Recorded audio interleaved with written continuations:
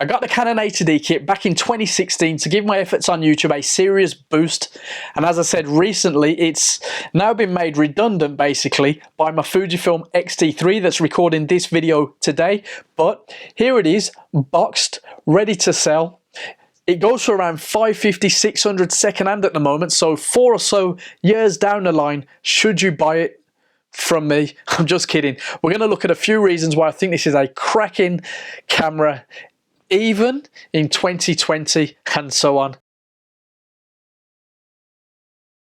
The body is weather sealed, weighs 730 grams, features a 24 megapixel APS-C sensor, Digic 6 processor, shoots at 7 frames per second, has that dual pixel autofocus, fully articulated touchscreen. Across the top you can see there's a dial there for your modes, which has a very nice solid lock-in system going on. The on-off switch is also a solid affair too. We've got more buttons, dials and bits and pieces across the top. On the front, the shutter, it's okay. It could always feel a little bit more responsive, but it's pretty good. On the back, we've got nice ring here and a, well, it's not 4-way, is it? It's what, 8-way, because you've got the in-between sections. Nice fat grip there and a nice fat grip there. Worth noting, as it's not particularly a pro camera, 1 SD card slot. We'll get back to the actual quality of it. As I've said, it's not quite a pro camera.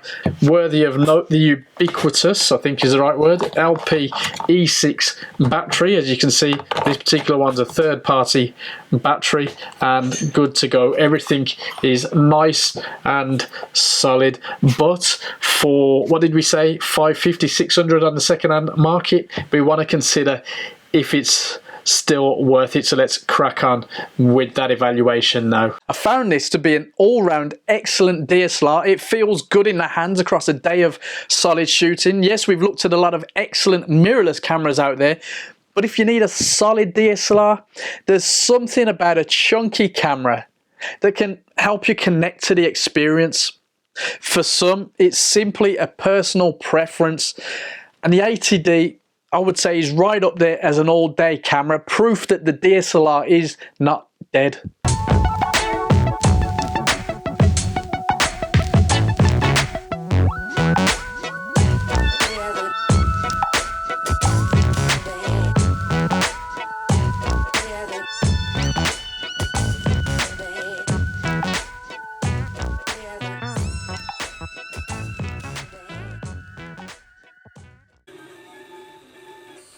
With a little bit of a scrape in there, pull that bit off there, and then pull this around. As you probably noticed, I had a few teething problems. One with the filament, I need to remember to slice that off to a sharp point. The dials and modes are easy to access, and it's super easy to switch between stills and video mode. Of course, the video doesn't do 4K or zebra modes and so on, but even nowadays, most people don't need all that to get quality content for YouTube. It gets the job done and did exactly that for 3 years or so for me. I even shot a few small jobs with this at events where I needed to get some video footage for the clients. Hi, this is Clive. I'm currently here at the National Wedding Show Birmingham, and you can check out more of my work at cliveblair.co.uk. Please get in touch, as I'd love to hear from you.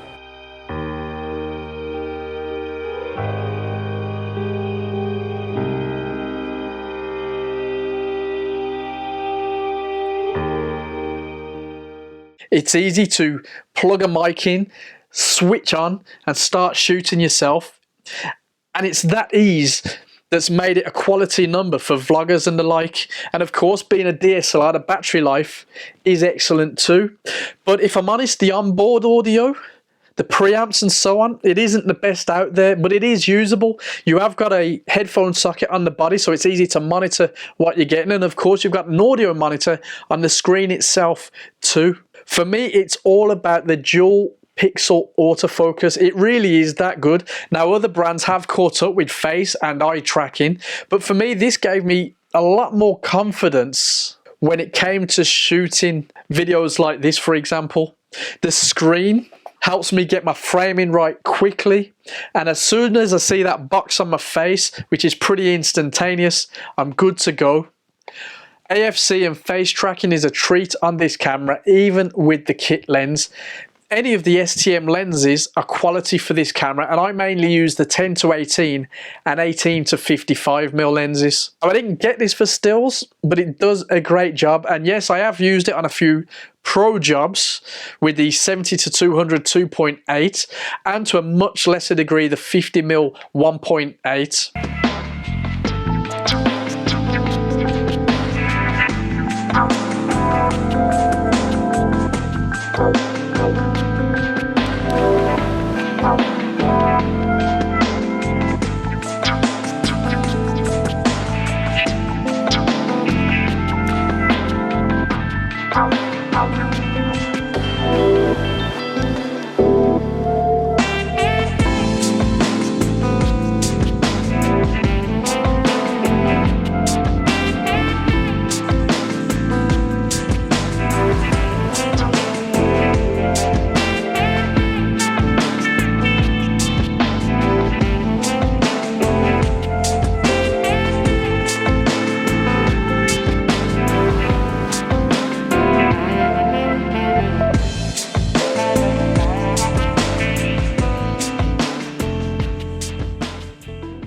The autofocus and the 7 frames per second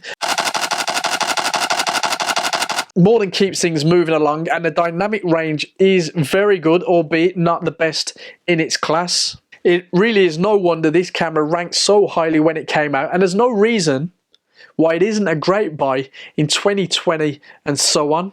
Unless you really need fast subject tracking through the viewfinder in sports or action photography, for example, or a full 4K log experience in video mode, I believe this is a steal at under £600.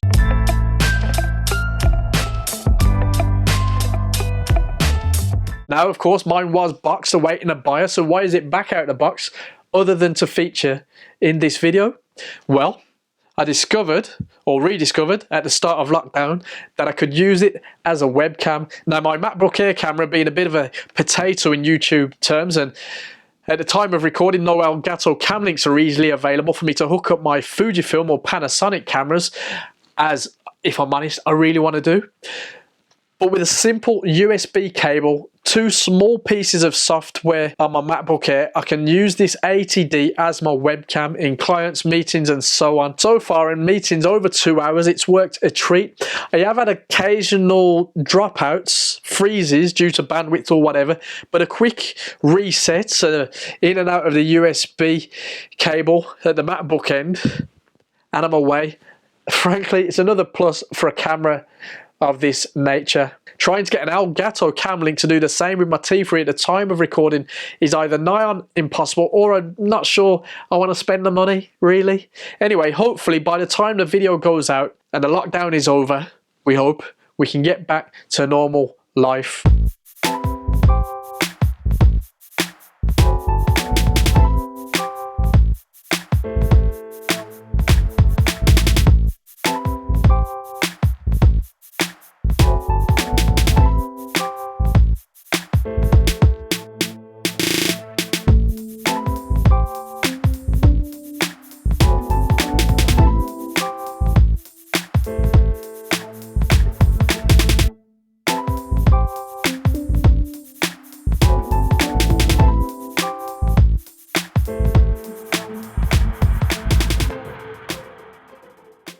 I still plan to sell this camera purely because I'm trying to cut down on the gear that I own, and DSLR bodies haven't been my camera of choice for work for a good 6 years now.